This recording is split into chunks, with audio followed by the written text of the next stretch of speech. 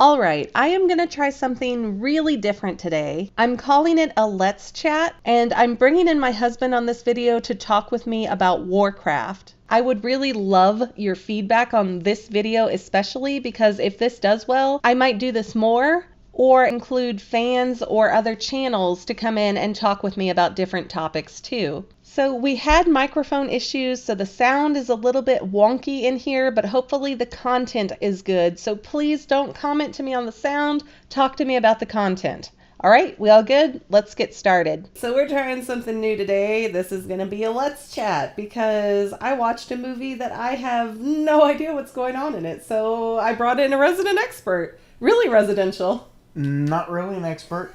Played the video game up until the first expansion and then quit for like 15 years. So Warcraft, probably one of the worst movies I've seen since 10,000 BC. I had fun watching it.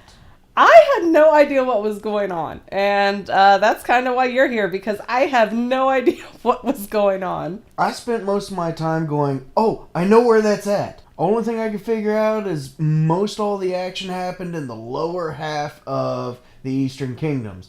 Anything south of Stormwind had everything to do with the movie. This was made based off of the original 3 video games that were... So it's the Warcraft that I played. Yes, it's because the Warcraft.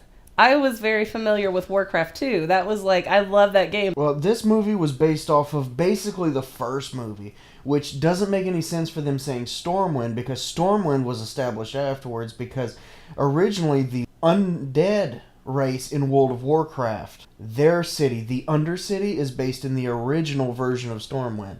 I forget what it's called, but Stormwind did not exist back then, so that is a major plot hole. Or is it a time loop? Infinite Earths does not work all the time. It's because you're not using your imagination. All right, I do have a couple of notes. I took the least amount of notes for anything I've ever taken on a movie before, so I don't expect a whole lot out of this video. No offense there, honey. We saw Gimli return to the screen for some unexplained reason. What was with the Lord of the Rings crossover and his boomstick, which was a ripoff of The Evil Dead? What the heck is this going on? The dwarves and the gnomes both are known as very big engineering tinkerers. They develop firearms and cannons and all kinds of clockwork kind of stuff. But why did they have Gimli specifically? Because there's no way you can have a red-headed dwarf that looks like that these days and not be a direct reference to Gimli. He probably wasn't Gimli. It was probably Gimli, spelled with an extra E or something to avoid copyright infringement. But you can only do so much with a dwarven structure. Well, yeah, but if you're going to take a red-headed dwarf, I mean, you're very much trying to play on people's sentimentality towards Lord of the Rings, which would be a good movie. But with a movie like this, you're grabbing at any opportunity you possibly can. That's what I felt like. That's what I felt like this was doing. I have another note here where the term spell chucker was thrown out, and seems just a lot a bit racist. Well, it kind of parallels. In the Warcraft universe, magic users versus non-magic users, they kind of don't like each other because one sect is very jelly of the other sect, so... So are there any mudbloods in this universe? I mean, they steal from everything else, why not? Well, you obviously saw the orc half-human lady who basically... Was she half-human? I was not clear on what... She all but came out and said, hey, Gorinda? You're my dad. Wait, to who? The dude looked like Discount Aaron Paul. Wait, I don't know which one that was. I was thinking one of them looked like... The Protector. What is it? One of them looked like Paul Rudd. One of them looked like Jesus. And, the guy who kept baptizing himself and then ended up being a bad guy. Okay. That doesn't even make sense. I totally did not pick up on that. And usually I watch a movie like 4 or 5 times before I try to put a theory video together, but I didn't feel like anything was ever going to come of this, so we're just going at it. She said that she was not quite orc, and she never felt quite human either. But didn't she say her father gave her her mother's tusk? Yeah, so her mother was obviously an orc, and then Jesse Pinkman turned around and said that he met a female in his worldly travels that accepted him for who he was and never came out and said who it was. Then they shared glances and was like... Oh, that was that thing. Yeah, okay. that thing. I was waiting for you to have the aha moment while we were watching it, but you didn't even pick up the pen. I was totally not with it. I was just like, I don't know what's going on. This doesn't make sense. I know I always say I like to just get thrown into the action and catch up, but I need a little bit more in a story that has all this weird stuff going on. Well, the problem is that it was based off of a video game that was based off of massive gameplay as opposed to storyline. Yes, there was a big storyline in there, but there was even more gameplay.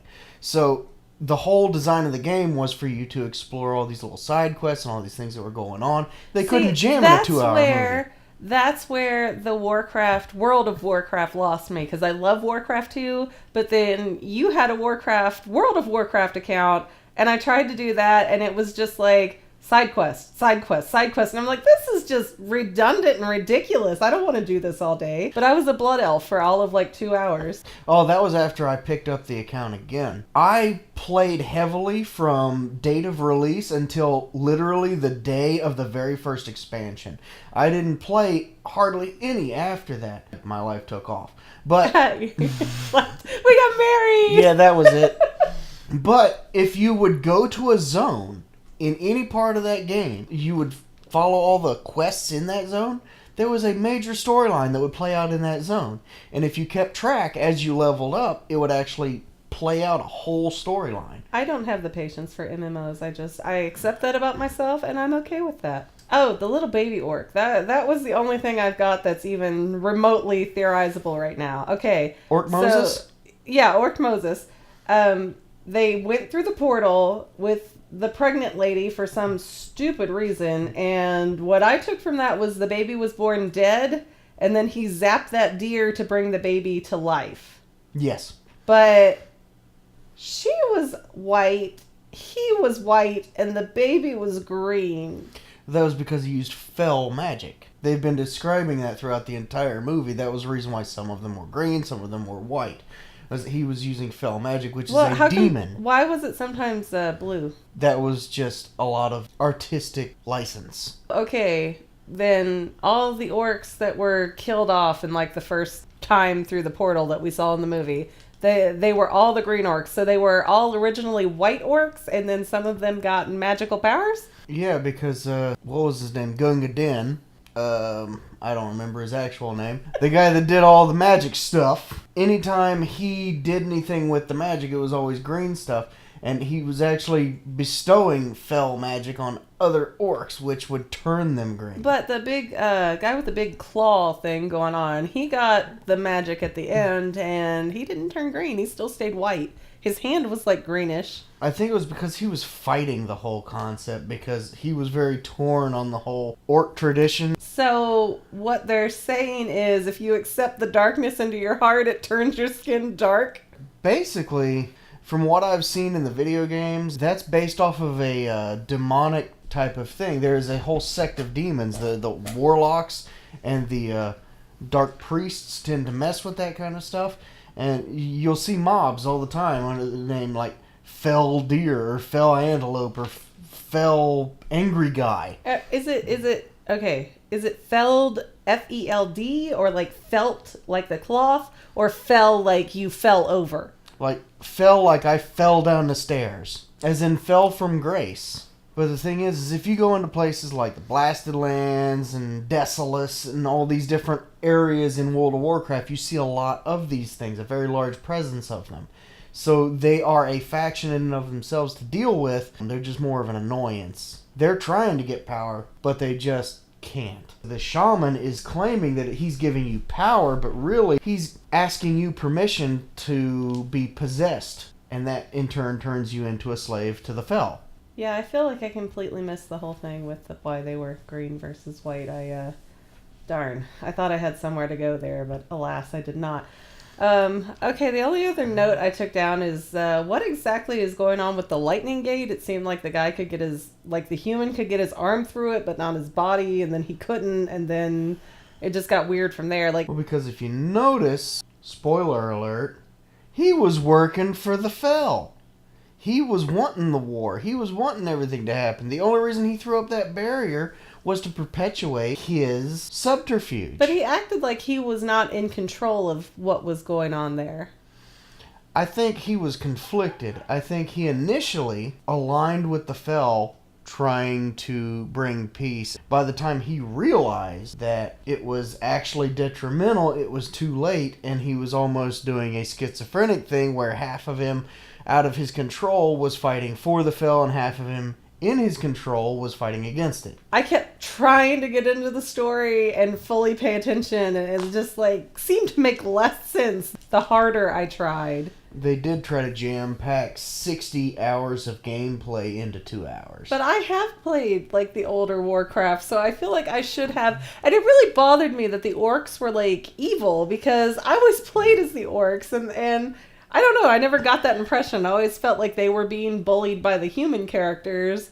But I guess, to be fair, I don't know how much of the backstory I really paid attention to. I just like to freaking chop wood and build houses. The only ones that were really kind of bad were the Fel-bestowed orcs that were really close to whatever his name was. The big shaman guy that was kind of orchestrating it all.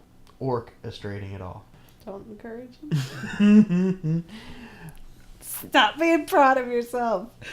You should never be proud of those puns. You should be forced to go to your room. If you think about it from the cultural point of view, from the orcs, they're a tribal kind of nomadic almost, what were the folks in Game of Thrones? The Dothraki. The Dothraki, yes. The orcs are very Dothraki in nature. They are very big on tradition, combat solves everything kind of thing, and so they're honor. Klingons. Basically, yes. I know. That I get. They're Dothraki Klingons from a planet far, far away called Azeroth. Azeroth Metreon Zinthos. The sequel that they seem to be very confident they're going to get from this awful movie is going to have the Teen Titans show up. Are they transporting themselves from the planet that the orcs originally came from? Or are they transporting themselves from Kalimdor to the Eastern Kingdoms? They said different world, yes. So I imagine different planet. But whenever they showed a map of Azeroth, it only had a continent of the Eastern Kingdoms. They have yet to discover Kalimdor. They have no idea there's a whole other continent on the other side of the planet. They set up shop in Kalimdor, and then they came in to the Eastern Kingdoms. Why were there no Pandarans? Why were there no gnomes? Why were I there don't no know, goblins? but I don't care about them. The Pandarans would have at least probably sparked my interest more in this film. You know what could have saved this movie? Chuck Norris? Cats. Why cats? I just feel like if there were some cats running around, maybe some puppies, something could have got my interest in this film. I mean, it's not very hard. I love action. I love fantasy. I should love this movie. But it didn't make any sense. If they're going to start at the very beginning, they should start at the very beginning. Because what they did was they dropped us in the middle of the Horde invasion. And by the way, you cannot get a griffin from Goldshire to anywhere. You gotta go to Stormwind. There's no griffin there. And that's why I brought you in on this, because there's somebody that's going to listen to this someday and go, yeah, that's right. And I could not give them that. Goldshire is what's known as a starter town. I don't need the explanation. I don't need the explanation. Okay, the closest I can get to standing an MMO is Sword Art Online. Now see, I enjoy the MMOs because on there, hard work pays off, unlike in the real world. If I'm going to spend 7,000 hours upgrading a life, it should be something that's useful for my life, not something I have to pay to keep using. Now you see, with property taxes and income taxes, you're basically paying to use your own life anyways, so... So, long story short, we really don't have a theory or anything of value to say. Warcraft the movie was a fun movie if you've never played a Warcraft game or read a Warcraft book in your life. No, I completely disagree. I feel like it was way too confusing for somebody who's not caught up with the WoW universe. But if you give them lots and lots and lots and lots of money by renting, seeing, buying the movie, maybe they'll put better writers on the next one, and we might get to see gnomes and Pandarans. I don't think that could save it. I don't think any of it could save it, Daniel. I think it's too late. As long as they don't name one of the Pandarans Poe, I'm okay with it. You know, I'm as done with this as Hollywood was with the Golden Compass. That's why you do not leave things open-ended on a cliffhanger like you're just so great that you're automatically going to get a sequel. That is my biggest pet peeve. The only time it's ever been okay, Pirates of the Caribbean and The Matrix, because both of those knew that the sequel was already coming out. The original 1970s Superman movies, they made the first and second movie at the same time. I'm not talking about Kill Bill, where they just made one really long movie and then chopped it in half. I'm talking about when you're like, the end, or is it, here's a bunch of open-ended stuff and problems to deal with in the next movie, and then you never get a next movie because you flopped so hard. Thanks for watching this video, and if you liked it, I hope you'll like, subscribe, and check out what other videos are on my channel. Please definitely subscribe though, so that way you'll be notified when I make new videos. And if you really want to help me out, please share this video with people that you think would enjoy watching it. Thanks again!